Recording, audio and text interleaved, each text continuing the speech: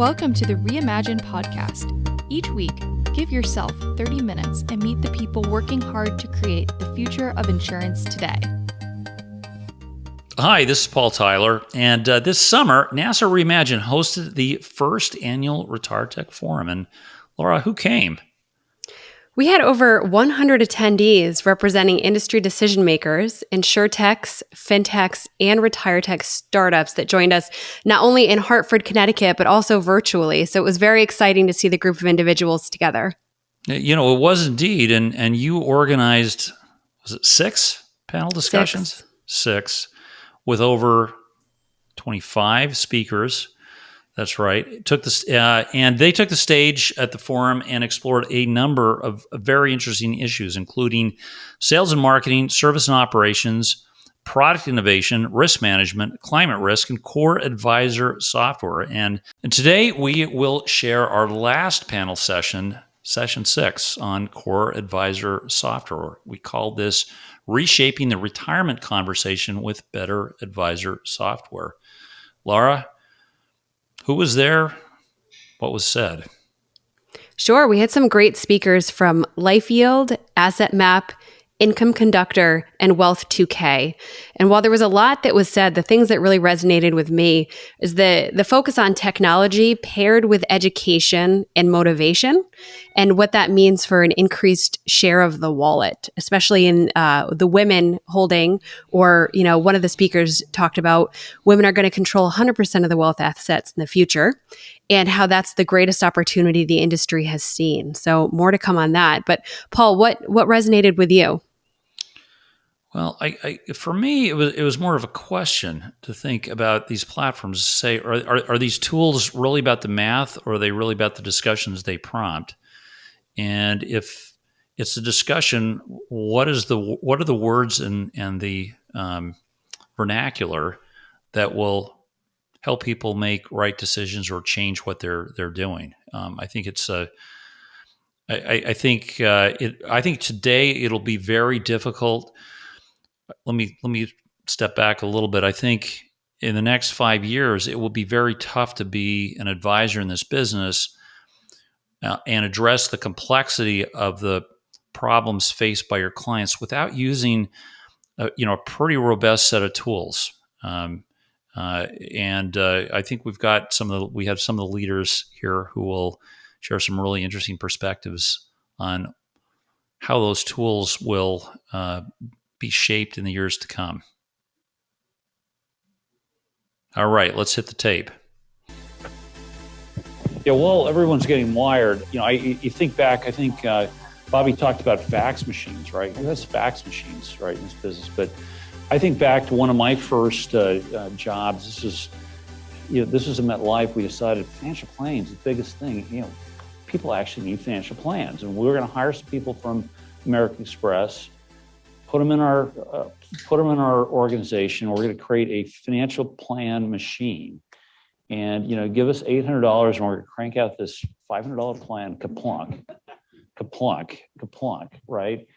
Oh, and that's it. Oh, then think about income. Think about all the issues we've heard today. Who would ever dream that a financial plan would be something put on paper, put on a shelf, right? So dynamic. So I guess the first question I have for all of you, and I'll kind of just go right down the aisle so people get to understand who you are, but also what your product and your platform is doing, is, what's the biggest problem you've seen in the planning industry, and what does your company do to solve that? So I'll start with you, Dave. So I'm David Macchia from Well 2K. Paul, I tell you, the biggest problem is the creation of confidence in the public's mind right now. I think we've turned a corner after a 14-year bull market that has been engineered.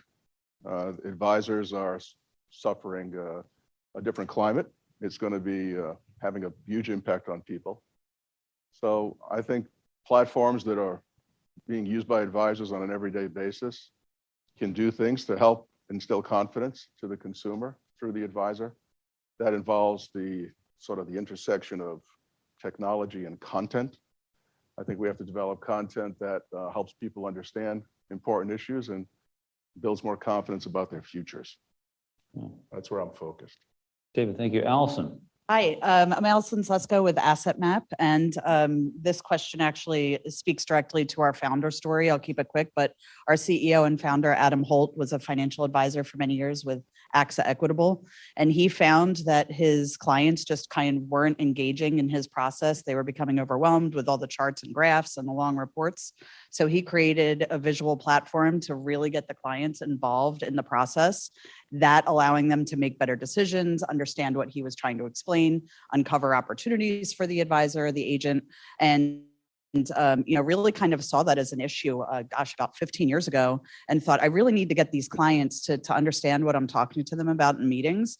And again, allowing them to stay involved in the process and really make great decisions along with him. So that's kind of the problem that we saw, and he ran with it, and we're working with that today. Thanks. And Jeff. Yep. Hey, everybody. Thanks, Paul and Laura, for having us today. It takes a lot to put this kind of event on, so we really appreciate it. I know I speak for all of us here. So at LifeYield, what we hear from our prospective clients and our clients is the challenge with accumulation, right? And I think Lawrence referenced it earlier. We do a lot about investments and and what products do we buy, and how are we talking to our clients? But when it comes down to it, we've all talked about the baby boomer wave and how many people need this kind of advice. And the community as a whole is really underserved when it comes to decumulation. So what we do at LifeYield is, and this is a high level statement, we help firms and advisors maximize retirement income in a couple ways: through Social Security maximization, and then moreover, firms leverage our engine or our API to put a tax lens on financial planning. So what are measures that we can take to help improve outcomes through managing a portfolio at the household and implementing certain tax strategies to help improve after-tax return and outcomes over time? Cheryl. So I'm Cheryl O'Connor, CEO of Income Conductor. And I guess I'm going to mirror everything that everybody, my fellow panelists have said. We concentrate on retirement income planning solely. So we are immersed in the issues around this. And I think the question, what problem do you see in the space? And, what problem are firms and advisors challenged with is basically I think there's a serious disconnect between what individuals want today and what the financial services industry, financial professionals are giving them. Believe it or not, a lot of the big technology planning tools that are out there in the market have focused on accumulation, save, invest, and they've really put decumulation aside. So a good portion of them, well over 90% of them, are using a strategy that was developed decades ago. So if you think about your parents' generation, think 30 years ago when these tools were created and these strategies were created, retirees were very different. They were not living as long. They had pensions on top of Social Security. They didn't have such high healthcare expenses, partly because of their shortened longevity. So now fast forward decades later, and we're faced with a whole different paradigm of new retirement challenges because we've got a whole new set of individuals, right? They're living longer. They've had to self-save for retirement in plans and in their individual accounts. And they honestly, their number one concern in surveys, especially since COVID, is paying for healthcare expenses. And it's also the number one reason retirees go bankrupt. So, we're using a strategy for a whole different generation than the generation we're working with right now. On top of that, they've learned to invest their savings in their own 401ks, and they've even used robos. They've been around for a while. They're comfortable with technology. But most of all, they've been engaged in making decisions. So if we look at the technologies that advisors are still using, they're basically using those, old outdated strategies, but they're also back office tools. They've made a few adjustments to get people engaged, but at the end of the day, the advisor is doing fact finding, and then they're going in the back office and they're spending hours inputting data into a tool.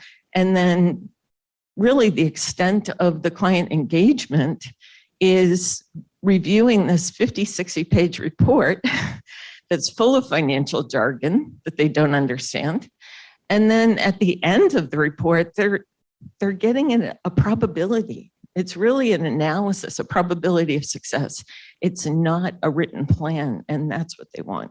Yeah, and Cheryl, I was watching television, I guess over the weekend, I saw a Fidelity commercial, and they had, I think it was your retirement confidence index. I can't remember what it was, a green thing that went to a certain point. You mentioned probabilities. I think I have a hard time thinking in probabilities. I think a lot of people do. Is the future of these platforms more around collaboration with clients and advisors than it is with, running Monte Carlo simulations? Yeah, and I think that's what Income Conductor does. So we're a B2B cloud-based SaaS technology that uses a strategy that actually addresses all the risks in retirement and gives the client a written plan at the end of the day. And we've built the technology so that, there's been a lot of talk about education here, financial education. We've built the technology so that the advisor and the client actually build their plan together. They collaborate. And as they test out assumptions, the client sees the impact on the plan of various decisions in real time. So, if they say, I want to travel more the first 10 years, boom, 1 second, they see the impact. Well, I won't be able to leave as much for the kids, or I'm not going to be able to even cover my discretionary or non-discretionary income if I do that. And then that gives the advisor the opportunity to educate the client about all the components of retirement dynamically while they're building the plan. So I used to be a teacher. Education in context is a lot more meaningful than education out of context. So that's something that, at the end of the day, like David mentioned, it gives the client confidence, but it also increases their understanding of the plan and their buy-in and their adherence to the plan. And then that plan can be tracked and managed through our integration platforms. We give daily plan performance analytics, business intelligence, send alerts to the advisor about opportunities to take risk off the table. But I think most importantly, and maybe this isn't this isn't the crowd I should say this in, but most importantly, we don't lead with product. Clients want a plan, they want a strategy, they want to know they're going to be okay. And the product is the last thing they want to talk about, if they want to talk about it at all. Sometimes advisors tell us, you know what? Clients say, I don't even need to talk about products. I have a plan, you go off and implement it. But the nice thing about Income Conductor is it allows advisors and clients to use the products that best suit their needs. And that's really, along the fiduciary standards as well. But it's really flexible in modeling the importance of having both guaranteed as well as investment products with the goal that you're going to maximize income with minimizing risk. Yeah, thanks. And Jeff, we had a lot of discussion about savings. 12 years, I think we all decided, right, is the answer we started. And compound interest. I don't know if David's around here, but you mentioned Social Security. Sounds like in your platforms, Social Security optimization is the gateway drug to retirement planning. Why? Why not start with savings? Why not start with distribution? It's not the golden rule, but everybody's going to get it. right? And everybody's retiring. And, I think it was, someone referenced earlier that they did a good job with Medicare planning. And then clients would come to and ask them for other advice. And that's what Social Security is, right? We're all going to collect it, whether it's reduced by 24% or not, whatever your belief is on that. You can ask 5 very simple questions of a couple and provide meaningful output to them, meaningful solutions to them in a matter of seconds using any technology. It doesn't necessarily have to be life yields. So, and the other part of that is people are terribly undereducated, not just young people, older people too. They have no idea the factors that determine their benefits. And they say they're going to do one thing, like they get surveyed and they say, oh yeah, we're going to defer until our full retirement age. And then the stats bear out that they don't. Allianz just put a study out today in Investment News. It doesn't match up. So instantly as an advisor or an agent, you can add tremendous value by showing someone options. And it's not complicated anymore. There's not many options left, right? The old file and suspend, it's gone. That all went away with the Bipartisan Budget Act of 2015. So if I can show somebody, hey, by deferring to your full retirement age or possibly deferring to 70, we can give your household another $200,000, whatever it is. And across all our enterprises over the last 2 years, we've identified $25 billion in potential income from the Social Security Administration, just by having that dialogue, by having that conversation. Then you can take it one step further and identify gaps in a plan. I'll say this too. Don't wait until your clients are 62 to have this conversation. Have it when they're my age, at 50. I had this conversation with my wife. We got our daughter going off to school in a few weeks after she gets back from Europe. Anyway, so there is no retirement looks different for me. But my wife and I had this conversation and she's like, wow, if you defer to 70, we can get that much more. And I said, do you listen to anything I say? And then the second part of it was, she's like, why does my income go down when you pass away? People think that they get both benefits, right? So there's an opportunity, whether it's investments or annuities or life insurance. If you get to someone when they're 50, like I am, I can still afford insurance, right?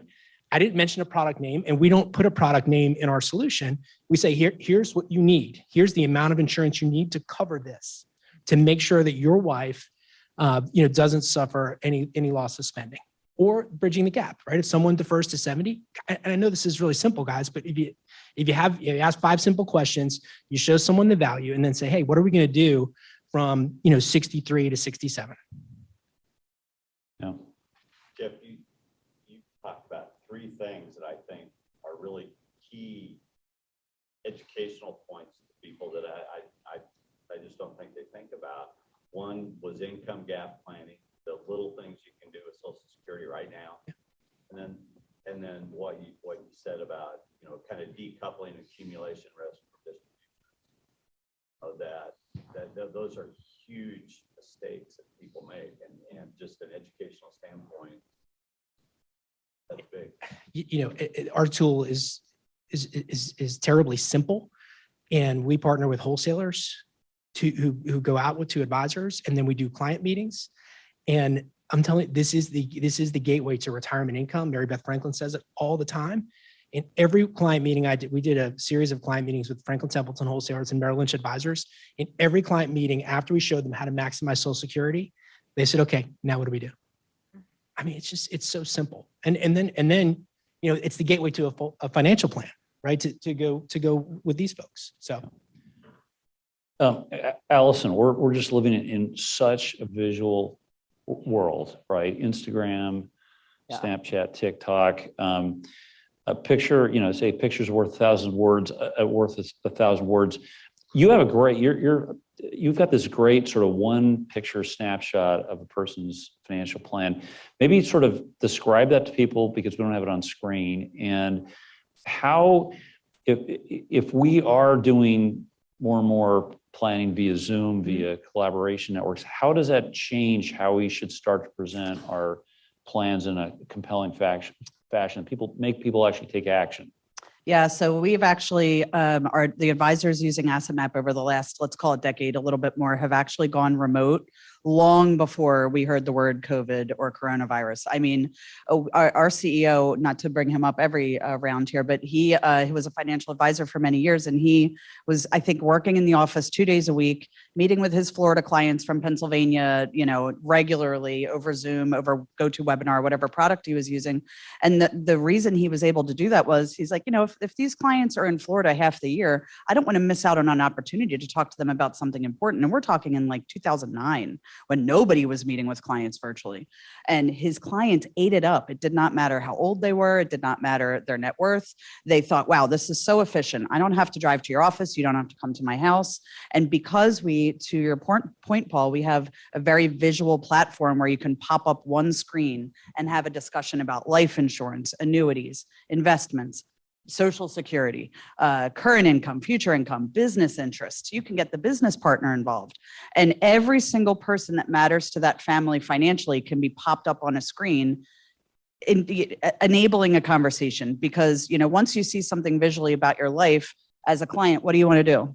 You want to make it accurate, right? So you see, well, my husband is still a golf professional, but he's recently been promoted. Pop that up, add a new income amount. Or, we really do need to talk about that old 401k. And because you're collaborating with this visual online, in person, on a smart board, whatever the modality is, it's the same experience for every single client or prospect. And that's really what we were after. It doesn't matter if you're across the country or across the table. We want every client to feel like they're getting a really, really superior meeting.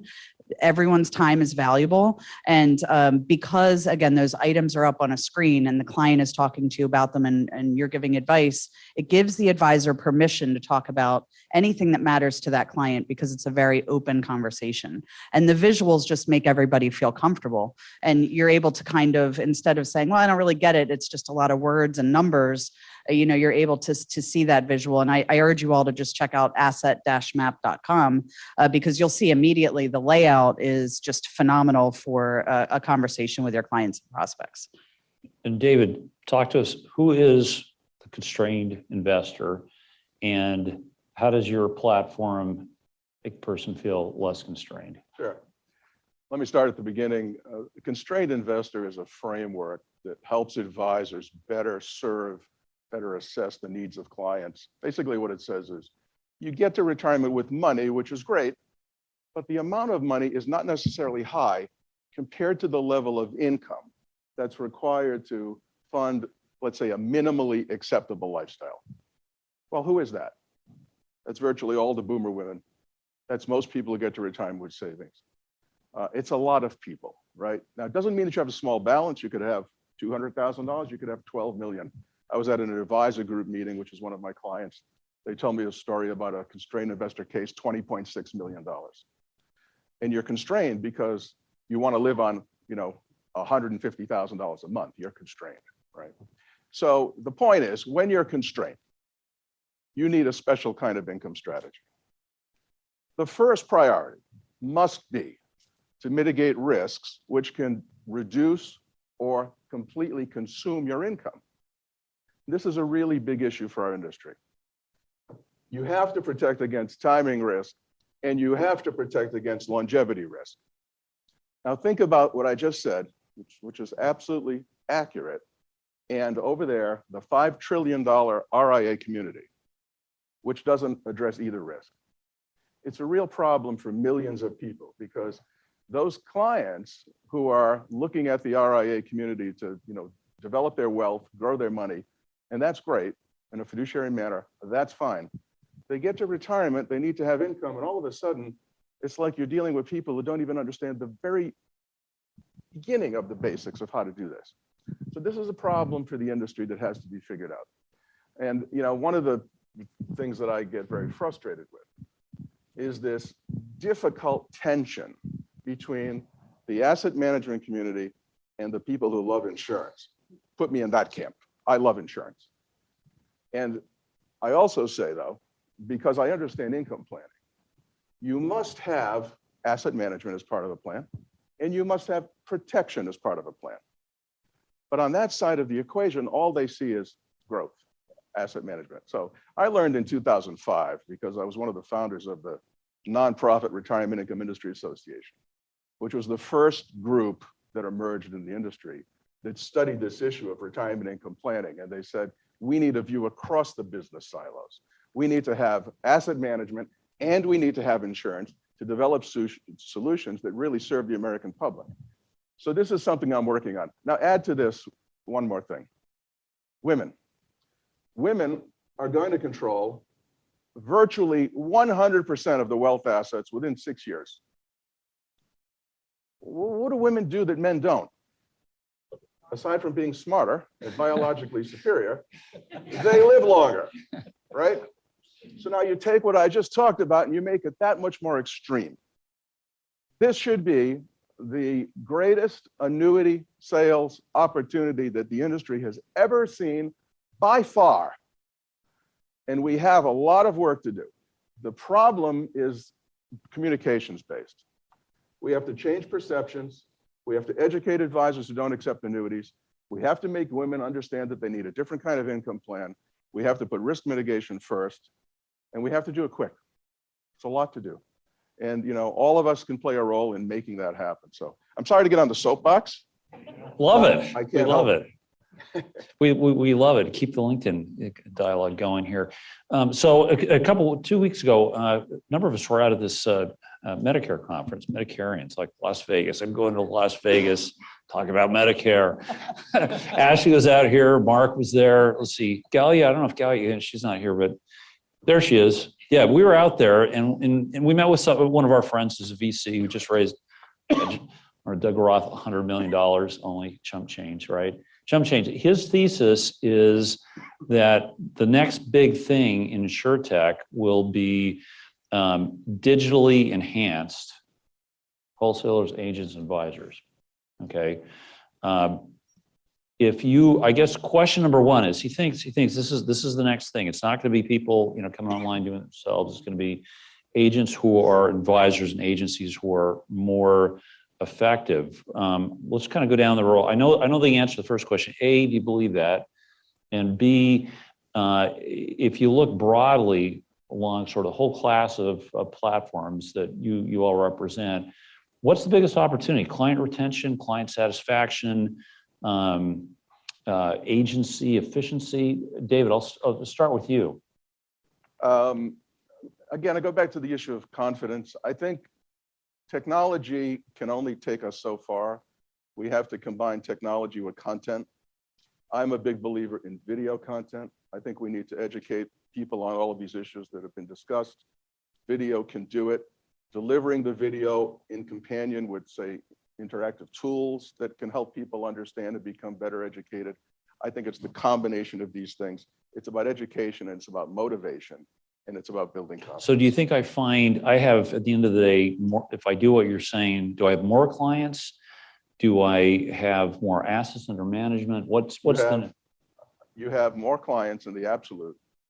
You have a greater wallet share of an existing client, because if you do it right, you have 100% wallet share. Yeah. Absolutely. Yeah. Allison, is this the big bet to make?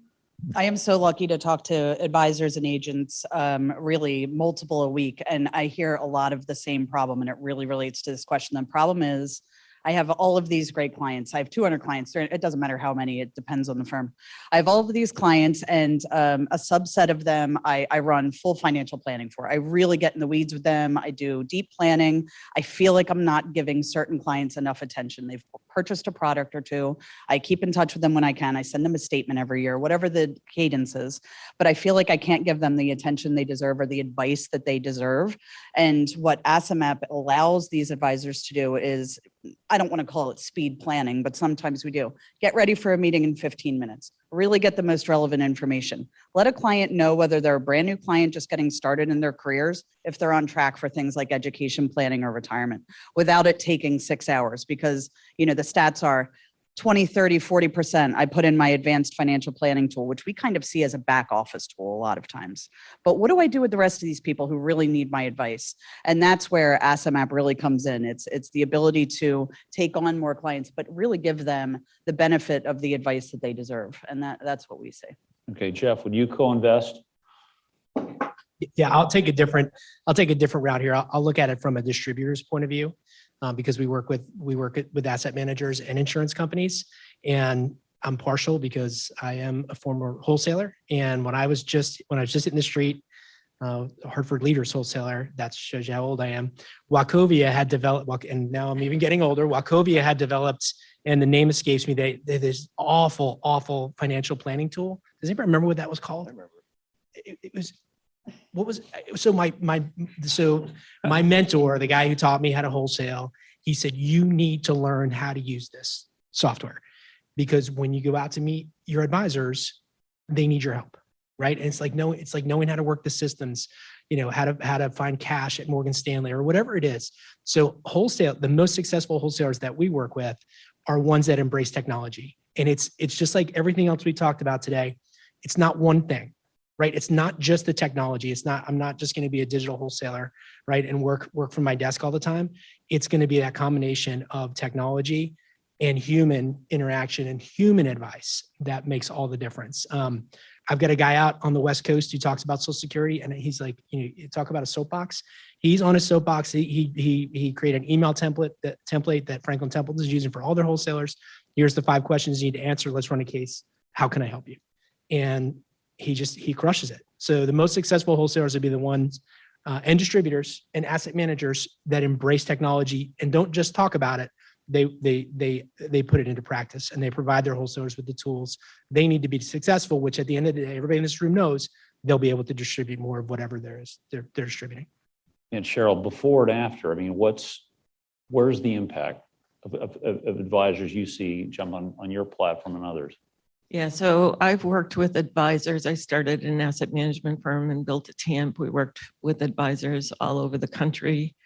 I think we kind of we're not really fair to these people because they're not technology specialists.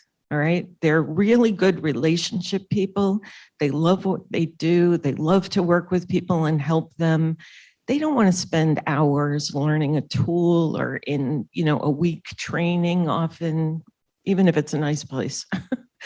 And as technology people, we need to take that on ourselves. So, our goal was to bring technology sort of into the 21st century and democratize it. We have financial advisors, wholesalers, we have coaches, coaching teams.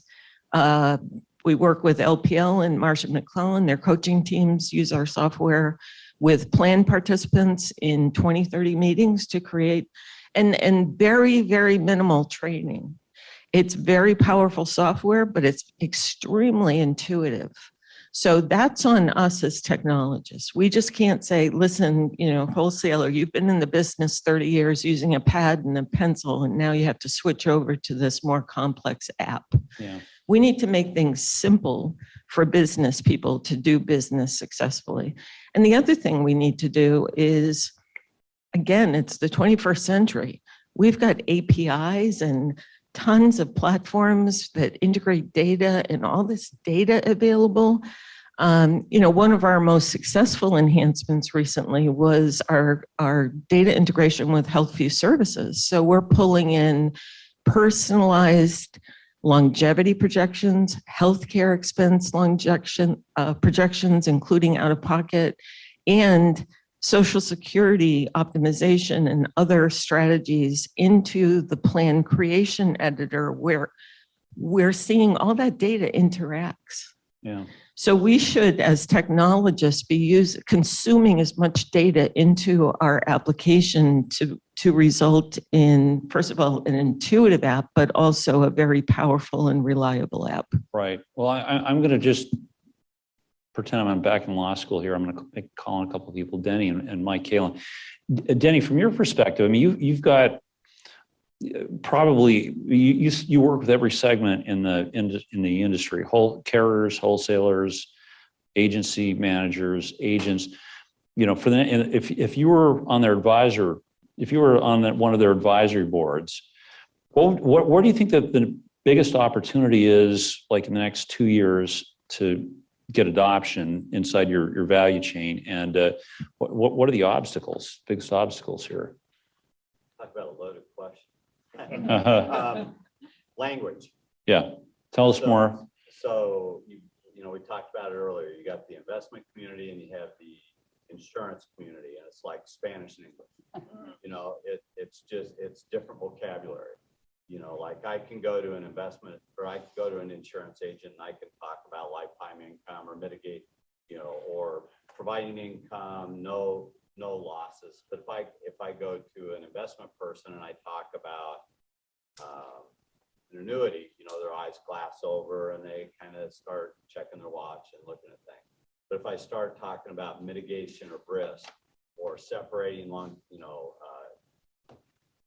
distribution risk from accumulation risk, or eliminating risk multipliers, or, you know, things like that, they're all ears, you know, or talk about it as an asset class. So you need to marry the two, you know, in terms of the asset manager, the people that are really into AUM, is how do you manage your book of business and be able to convert your client from accumulation to when they start taking money, or what portion of it, you know, to solve for income, like you're talking about. And so, you know, the carriers, you know, things are priced differently in different channels. And so it's like, how do you build things to be able to take to the marketplace, even to the point is that wrapper agnostic in terms of what you look at. Is an insurance product, is an investment product, how does it structured, and then how do you distribute it? And so the challenge is territorial to me. You know, I mean, it's how do you get each group to buy into it? So Thanks. Mike Kalin, what's your perspective now? You've been on the face-to-face, you've been on the digital, you've been on the digital and face-to-face with the advisors. I mean, I think all the modeling, all the modeling shows that if you integrate guaranteed payments, chances of having a better go up. Monte Carlo, simulation, risk adjusted, stay away from market timing, 4% rule doesn't work. All of it show that annuities integrated into a plan for fixed payments, guaranteed for life in a plan, chances of a happy. Continuing to get that out and make it tangible, so that when somebody has to pull the trigger and trade liquid assets for an illiquid asset, they have the confidence that they're making the right trade. So that should continue. We all know it.